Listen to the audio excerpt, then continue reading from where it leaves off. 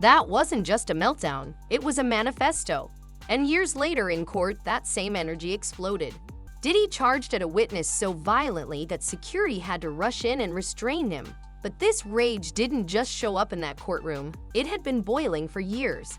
Because even after he was arrested, there were secret prison calls, hush money deals run through his own mother, and then came Cassie's testimony. And what she revealed took this case from dark to unthinkable. Let me catch you up. The witness tea? Let's start with something truly shocking. According to court documents, Diddy has allegedly been contacting witnesses from prison. Yes, you heard that right. The man is behind bars and still trying to pull strings like a puppet master. Prosecutors described his efforts as relentless attempts to corruptly influence witness testimony. That's not just crossing a line, that's jumping over it, doing a backflip, and landing in criminal territory. How was he doing this? Well, apparently he was using other inmates' phone accounts to make calls, which is against prison regulations. That's like borrowing someone else's ID to get into a club when you're underage, except, way more illegal, and with way bigger consequences. He was allegedly directing others to orchestrate payment for access, creating this whole underground network just so he could reach out to potential witnesses who might testify against him. But wait, it gets worse. He wasn't just reaching out to witnesses himself. He was also allegedly instructing his family members to contact potential witnesses. Using your mama to do your dirty work? That's low, even for someone facing serious charges. His mother, Janice Combs, was actually named in a lawsuit for allegedly pressuring an accuser to accept hush money. Imagine having your mother participate in silencing people who were allegedly hurt by you. That's not motherly love. That's enabling abuse. Diddy also allegedly orchestrated social media posts, such as drafting an Instagram statement with witness 2 via text and calls from prison, to counter allegations by Don Richard. And get this, prosecutors allege that he paid this witness after they posted the statement. Buying people's loyalty? That's not how the justice system is supposed to work. He even went as far as monitoring the analytics of a birthday video posted by his 7 children, discussing with his family how it would affect potential jury members. That's some next-level manipulation, trying to influence public opinion before the trial even started. These actions were cited in his bail denial, with prosecutors arguing that Diddy's uncanny ability to get others to do his bidding, whether it's employees, family members, or inmates, demonstrated a significant risk of witness tampering. The judge agreed that no conditions could eliminate these risks. In other words, they knew that if they let him out, he'd be on the phone faster than you can say "bad boy for life," trying to influence everyone involved in the case. Now let's talk about the conspiracy theories surrounding this case, because they are wild. One of the most talked about involves a man named Jonathan Audi. In 2018, Audi was arrested for shooting at Trump's Doral Miami resort. During his interrogation, he made some explosive claims. He said he was a slave for both Diddy and Cassie. He alleged that Diddy would instruct him on actions with Cassie during their encounters.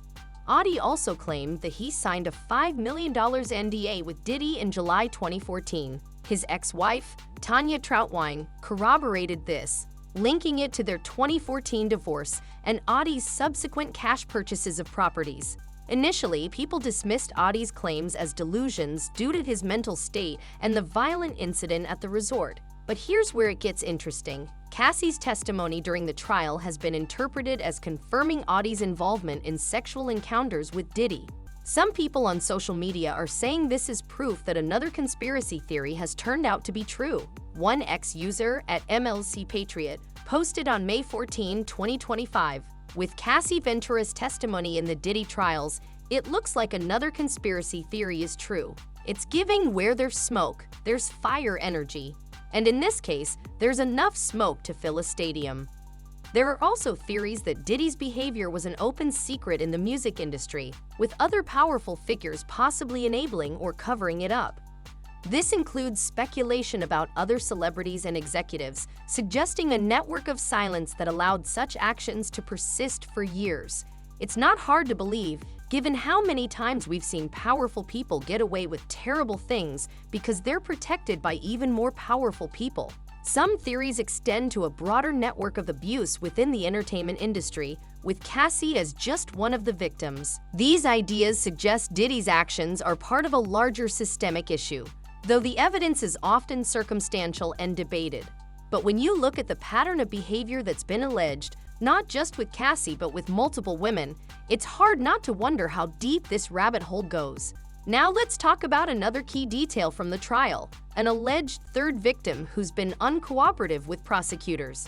According to sources, this woman has been described as victim 3 in the indictment, and she's an ex-girlfriend of Diddy's. The prosecutors have been having trouble getting her to testify, with rumors that she's been uncooperative from the beginning. They have described her, they said this is victim 3 in the indictment. She is, we know, an ex-girlfriend, know that she's an ex-girlfriend.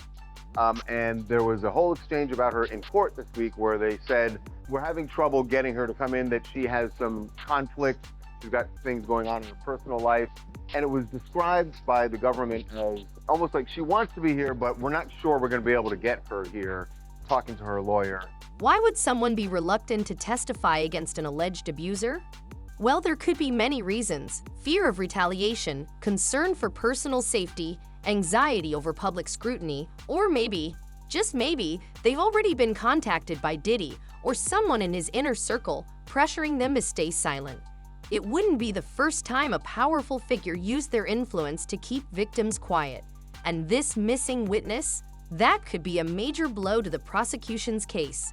As one legal expert pointed out, their testimony might have been the missing puzzle piece needed to connect key allegations and seal the narrative. Without it, the jury is left with unanswered questions, and that creates just enough doubt to work in Diddy's favor. They've added them because they knew they needed to bolster their case beyond Cassie, because he can always say, I was in a long-term relationship with Cassie.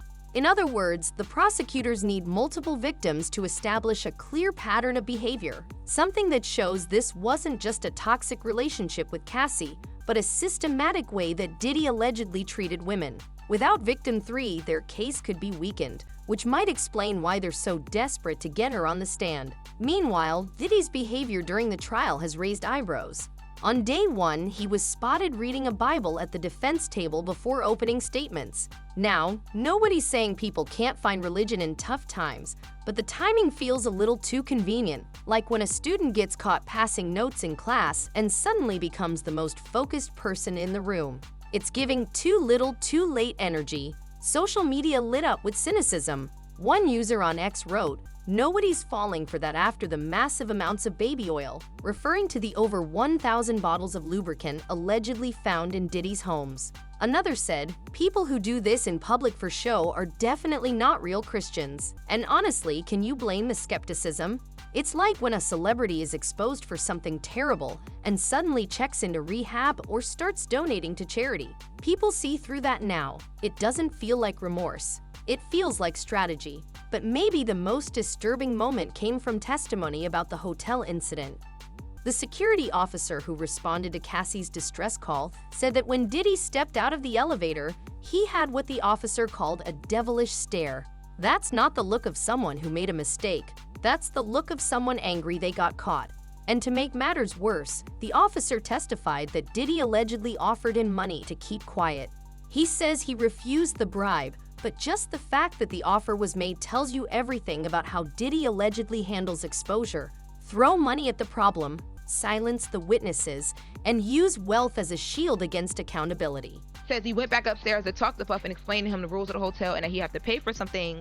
And Diddy had this like devilish stare on his face when he came out of the elevator at one point, and that Diddy allegedly offered him money. So the man is saying that Diddy offered him money. But Diddy's defense team, led by Brian Still, came prepared to poke holes in the narrative. They moved quickly to discredit the security officer's testimony by pointing out inconsistencies in his incident report. One of their key arguments was that several critical details were missing from the original documentation, such as any mention of Cassie having a purple eye or the presence of another man inside the hotel room. These omissions, they argued, cast doubt on the officer's reliability and raised questions about the accuracy of his memory. The defense also brought up the fact that the officer had taken videos of the aftermath on his personal phone and sent them to his wife. Rather than appearing like someone acting out of professional concern, they painted him as someone who was possibly more fascinated or starstruck by the drama than focused on doing his job. In their framing, this wasn't a hero stepping in to protect a victim. It was a bystander collecting receipts. So Brian Steele was like, okay, well, you told us that when you do your incident reports, you got to report the W's. Where, what, why, who, like all the details. So he goes into the incident report and he says to him, he says, the incident reports are important, right? Because when we're recounting these things, we're relying on your report. So everything. It's a classic defense strategy. Attack the credibility of the witnesses. Make them seem unreliable, inconsistent, or biased. But here's the thing. Even if the security officer didn't include every detail in his report, and even if he was a little too eager to share that he encountered a celebrity, the video evidence speaks for itself. We've all seen the footage of Diddy assaulting Cassie. No amount of legal maneuvering can erase that. The control freak and his victim, captured on tape. Now let's talk about the central figure in this horrific saga, Cassie Ventura, a woman who, despite the trauma she's endured, is now pregnant and due to give birth in June. Her life has taken a turn, but not before going through absolute hell. According to her powerful courtroom testimony, delivered on May 13th, it was the first time she had come face to face with Diddy since 2018. Imagine the strength it takes to confront your alleged abuser publicly while carrying new life inside you. That's not weakness, that's survival. You know, attorneys say that this is the first time that they've met since 2018 when she attended the funeral for Kim Porter, which is the mother of Sean Combs' 3 children. When she walked in there, Rachel, she had on a brown dress, form-fitting, visibly pregnant, head held high, and did not make any eye contact with the defendant, with Sean Combs.